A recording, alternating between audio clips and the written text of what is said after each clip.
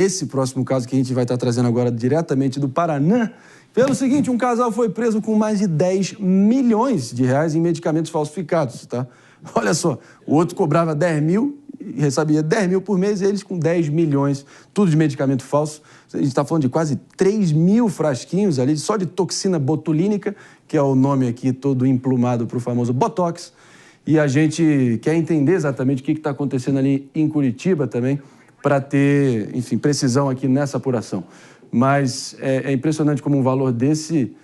são muitos remédios aí que estão envolvidos, evidentemente, e não apenas esses remédios aí para explosão muscular. Mano, o que isso revela também para você, em termos de que essa cadeia produtiva ou improdutiva, ou clandestina de medicamentos é muito maior do que a gente imagina. Exato. Infelizmente, quando as pessoas desejam se enganar, desejam um resultado fácil, vão encontrar enganadores no meio do caminho. Então, a gente precisa refletir como sociedade a respeito dessa dinâmica de desejo. Você sabe que um dos conceitos de liberdade no liberalismo clássico é a ideia de você ser dono dos próprios desejos, do próprio propósito. Muitas vezes as pessoas acabam buscando um resultado fácil numa pressão social por ser o mais bonito possível, por não envelhecer, e acabam se afastando daquilo que de fato faria bem para a sua própria vida. Então, eu acho que casos assim, quando a pessoa está comprando Botox falsificado, a gente precisa realmente fazer um alerta para que as pessoas reflitam sobre o que é que estão desejando, porque no fim das contas acabam tendo aquela multiplicação de casos de médicos de Araque que muitas vezes levam, a gente já noticiou aqui alguns casos até de morte em função de procedimentos inadequados por supostos profissionais de saúde que colocam a estética e a falsa promessa acima da ética e da saúde. Irretocável que o Mano falou aqui, eu só tenho um conselho aqui do seu amigo de fé, seu irmão camarada aqui.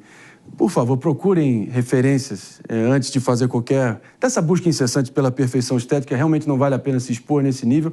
E se for fazer, vai na boa, se informe, pense 10 vezes, 20 vezes se for necessário antes de dar esse passo, porque os casos cada vez são mais grotescos, sinceramente, que a gente vem trazendo aqui. Muito reflexo, né, Marco, dessa esculhambação que virou o tipo de fiscalização e também de como auferir a competência desses profissionais que estão entrando aí e injetando, enfim, com as suas seringas em risco, injetando tudo que vê pela frente de Botox em gente que tem a menor competência para tal.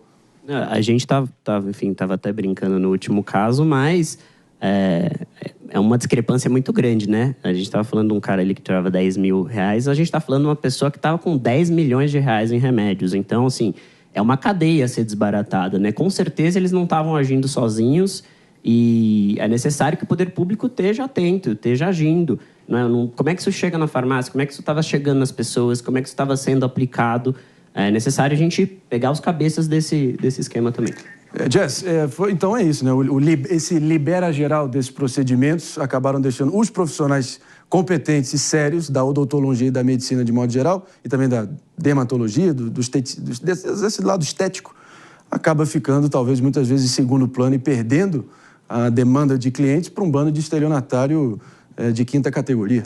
André, nesse caso, que foi ali na região metropolitana de Curitiba, em Pinhais, existe um caráter interessante, que foi uma denúncia da vigilância sanitária. Ela fez uma interdição, ou seja, fechou um estabelecimento que era outro estabelecimento desse casal. E ali, por conta disso, a polícia achou estranho, tinham muitos frascos, muitos itens, e aí eles foram além. Eles seguiram para investigá-los e descobriram também os demais itens, caixas e caixas de botox, de preenchimento, de bioestimulante, vários produtos ali sem o devido registro. E o que agora está nessa questão? A delegada do caso, a delegada Aline, ela coloca que, por exemplo, o que mais chocou foi a diferença do preço.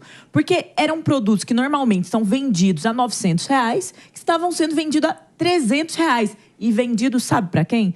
Para clínicas dos mais variados lugares do Brasil. Então, aqui nós temos um caso que até abre um alerta que a gente está fazendo aqui, que é interessante, que é: às vezes, o preço muito barato pode vir de um produto de pouca qualidade. Para esses itens estéticos, como os de preenchimento e o Botox, isso é ainda mais problemático. Por quê? Porque eles vendiam essas clínicas, então ainda não se sabe se essas clínicas saberiam ou não que o produto é falsificado, mas eles compravam deste casal e aplicavam nos mais variados pacientes, que dificilmente poderiam notar ou saber. Pela credibilidade, às vezes esse produto acabava numa clínica ali, que tinha um renome numa cidade, às vezes o dono podia até não saber que era. Por isso que esse trabalho da polícia de identificar, de prender, de ir atrás, de investigar, a partir de uma interdição da vigilância sanitária por armazenamento e condicionamento foi tão fundamental. Então, esse produto era distribuído para o Brasil. E aí, mais uma vez, eles foram presos e muito dinheiro envolvido. Muito bem colocado, Jesse. Olha só, nesse embalo aqui, hoje é dia do médico. E a gente tem que exaltar, evidentemente, nesse 18 de outubro, todos os médicos aqui do nosso Brasilzão, que, claro, é das profissões mais nobres. Várias pesquisas ao longo dos anos dão conta de que ainda é das profissões mais prestigiadas junto à sociedade, requer anos de estudo, muito cuidado, muito trabalho, pode ser ali o divisor de águas entre salvar a vida e restaurar a saúde de tantas pessoas. Então, é evidentemente que os médicos e os profissionais de saúde têm que merecer toda a nossa consideração, mas a gente vê também essa multiplicação aí desenfreada de médicos atuando de maneira irregular e sendo formados aí sem a menor competência para tal. O número de denúncias vai explodindo, crescendo exponencialmente, especialmente nessa área de estética, acaba gerando esses casos aí absurdos que a gente vem repercutindo aqui com vocês. Mas para falar desse